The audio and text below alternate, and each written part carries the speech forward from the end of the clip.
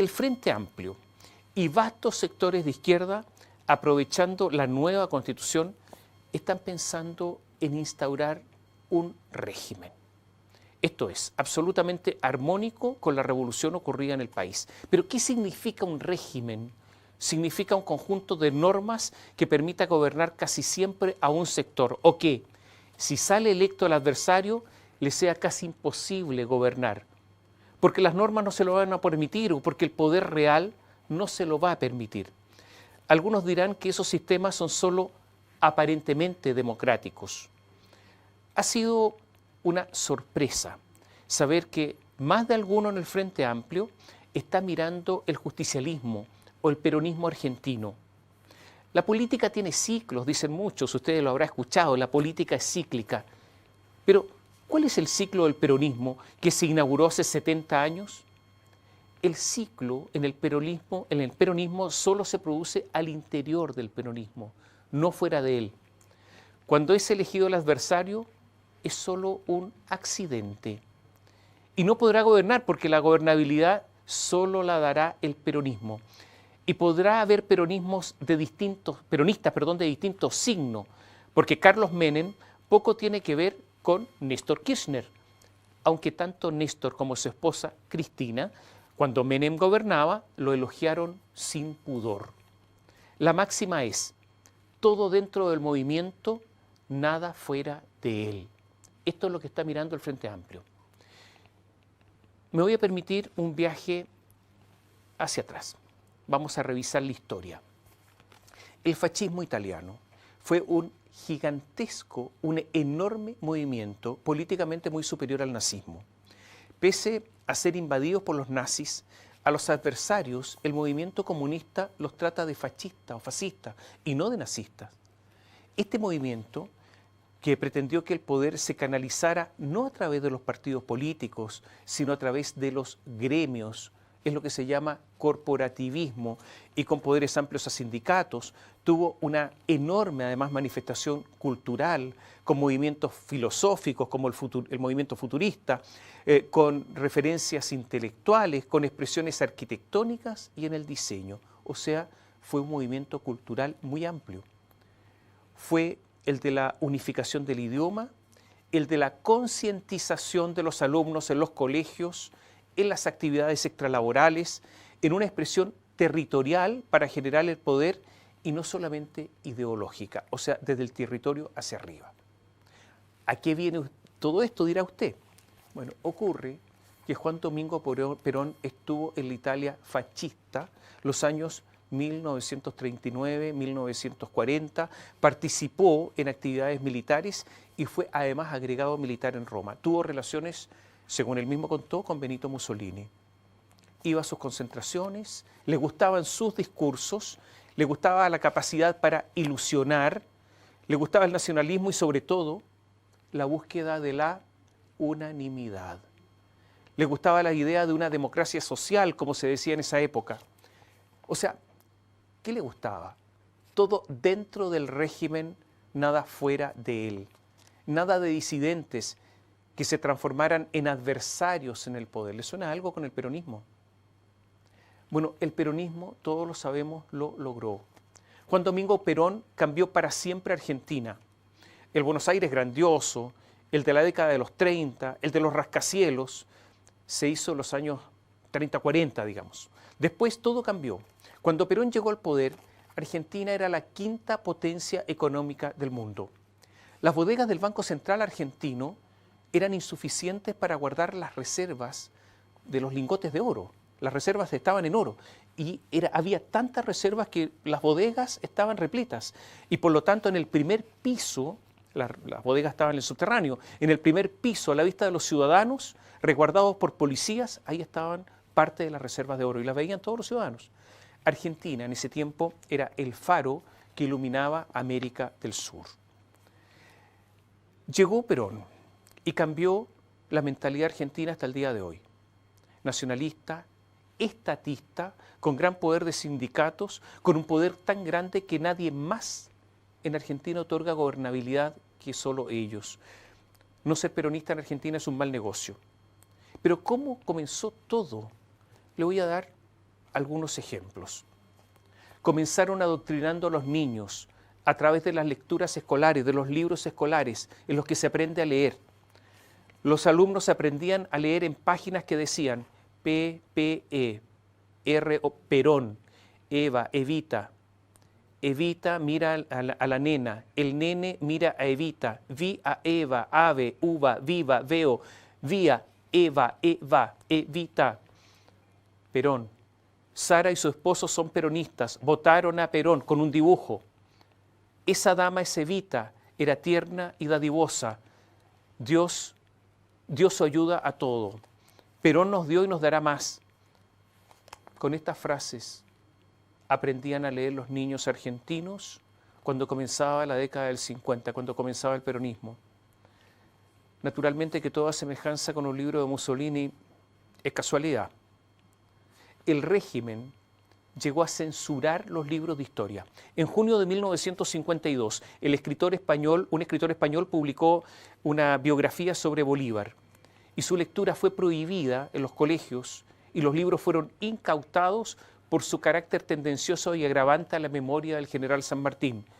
El escritor Madariaga no se sujetó a la historiografía oficial. También en 1952, Perón decidió peronizar a los funcionarios. En la tercera conferencia de gobernadores, Juan Domingo se sintió preocupado porque, y esto entre comillas, porque todavía en la administración pública muchas personas están fuera de su orientación, diríamos así, ideológica. En consecuencia, dijo Perón, son saboteadores conscientes de la función pública. Este proceso es necesario llevarlo a cabo en toda la administración pública, el de concientización, de manera que no quede un solo funcionario, ni un solo empleado que no comparta total y absolutamente nuestra manera de pensar y de sentir en lo que se refiere al orden institucional, administrativo y de gobierno, dijo Perón textual. Y enseguida, un ministro ordenó llevar una investigación a fondo a fin de individualizar a los elementos negativos y a los elementos opositores, a fin de inmediatamente adoptar la única medida posible: separarlos, echarlos. Así comenzaba el peronismo. Y otro ejemplo, se compraron casi todos los medios, casi todos los diarios estaban en su poder, y dos que no lo estaban, les restringieron el papel porque su producción, la producción de papel, estaba en manos del Estado. Y también uniformaron las radios. Fíjense que había 3 boletines informativos diarios oficiales, de 5 minutos, a las 10, a las 13 y a las 20 con 25 minutos. ¿Pero por qué a las 20 con 25 minutos? Porque esa era la hora en que Eva Perón entró a la inmortalidad. Y esto lo repetía el señor locutor antes de cada emisión. La censura absoluta. Los libretistas debían obtener un certificado de buena conducta y los libretos debían ser primero autorizados por el funcionario peronista. La biblioteca de la Corte Suprema se llamó, si usted lo adivinó, Eva Perón. Todos los cuerpos celestes que eran observados en el observatorio Eva Perón, un observatorio astronómico, de los que se descubrieran, debían ser consagrados a Eva Perón e identificados con nombres que exaltaran sus virtudes. Por ley se estableció la doctrina nacional. La ley decía así: defínese como doctrina nacional adoptada por el pueblo argentino la doctrina peronista justicialista que tiene como finalidad suprema alcanzar la felicidad del pueblo. Muchos dicen, como una especie de ritornelo, que la política argentina es difícil o casi imposible de entender para un no argentino. Algunos en el Frente Amplio están intentando entenderla profundamente. Les interesa la receta para el nuevo régimen en Chile. A muchos ha sorprendido que Gabriel Boric haya reiteradamente manifestado cierto desconocimiento de datos básicos de la economía de nuestro país. Esta sorpresa no se justifica. Se ha dicho públicamente que el principal objetivo de su eventual gobierno no es la economía, no es el crecimiento o la inflación. Su objetivo es la redistribución del poder y se pagarán los costos económicos que sean necesarios que haya que pagar para redistribuir el poder, o sea, para establecer el nuevo régimen. Por eso, la proposición de subir impuestos va en ese sentido y no solamente en un sentido económico. La decisión de establecer, por ejemplo, paridad en los directorios de las empresas entre dueños y trabajadores no tiene un sentido económico, sino de redistribución del poder, o sea, de nuevo régimen. Si en la Unidad Popular, bajo Allende, la opción fue la toma de empresas y mediante requisitos legales la intervención y luego el traspaso de esas empresas a la llamada en ese tiempo área social, ahora será por la vía legal y, atención, democrática. Los trabajadores, al tener el 50% de los directorios, tendrán derecho a veto, por lo tanto coadministrarán. Y si a eso se le agrega la sindicalización obligatoria, la negociación colectiva por rama productiva, el endurecimiento de las medidas de las facultades de despido, cambia entonces la relación de poder. Si la nueva Constitución establece que ya no habrá leyes orgánicas constitucionales o no habrá tampoco leyes de quórum calificado, sino que todas serán por mayoría simple, siempre ganará un sector que será la izquierda y ganará además democráticamente. Se aumenta el tamaño del Estado con mucho más funcionarios. Si hay una cultura de, por ejemplo, bonos permanentes, si las pensiones dependen del poder político y solo de este, cambian las relaciones de poder. Si se establece una ley de medios que se ha anunciado con decisiones de funcionarios en los contenidos, cambia el poder y el régimen. Este es el rebaraje, la redistribución del que se habla para dar lugar a este nuevo régimen y no solamente una nueva constitución. Se estima que en 6 años esto es posible de instaurar y que la experiencia argentina es la que hay que mirar. Por eso están mirando los primeros años del peronismo, naturalmente que también lo que está ocurriendo hoy. Claro, puede haber piedras en el camino, obviamente. Aunque el ser humano es un animal de costumbre, el ser humano tiende a habituarse a casi todo, hay factores como la desilusión, la rabia, la depresión que pueden provocar desastres para estos planificadores políticos. Le voy a dar un ejemplo. Si usted va a Argentina, va a escuchar hablar de lo que ellos llaman la tecnología. No, es que hay que comprar tecnología o está cara la tecnología. Pero ¿a qué se refieren cuando hablan de tecnología? Se refieren simplemente a los computadores, a los tablets y principalmente a los teléfonos celulares, los llaman como la tecnología. Porque resulta que con su economía cerrada, peronismo mediante, no tienen ni de cerca los teléfonos que con el avance tecnológico que son de común uso en Chile. En Chile se va a venir un apretón económico de proporciones.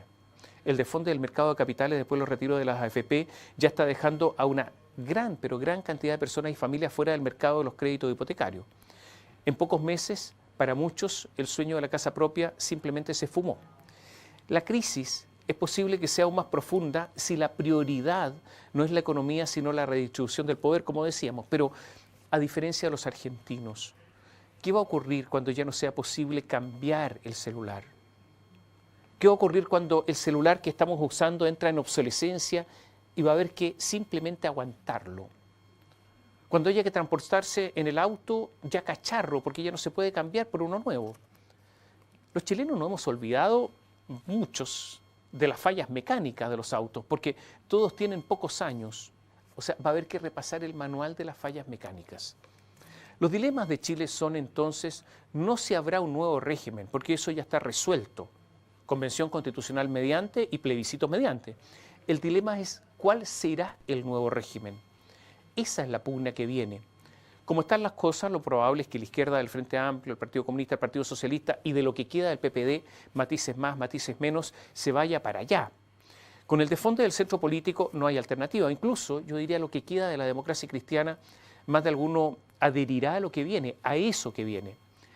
De hecho, yo diría que no hay tanta distancia entre Yasna Proboste y el Frente Amplio desde el punto de vista ideológico.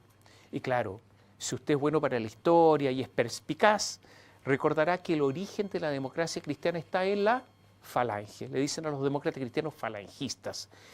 La falange, la que existía antes de la Segunda Guerra Mundial. Esa falange desfilaba por Santiago, perfectamente uniformada, casi militarizada, sí, con Eduardo Frei Montalva a la cabeza. Y algo hubo de épica en la democracia cristiana con la marcha de la patria joven, la propaganda en torno, algunos lo recordarán, los 7 sabios de Frei, la promoción popular, las juntas de vecinos, los asentamientos campesinos.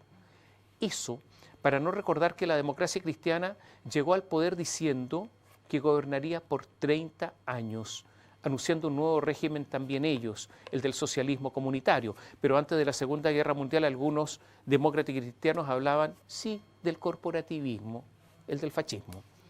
Al final en política tantas veces las puntas se juntan.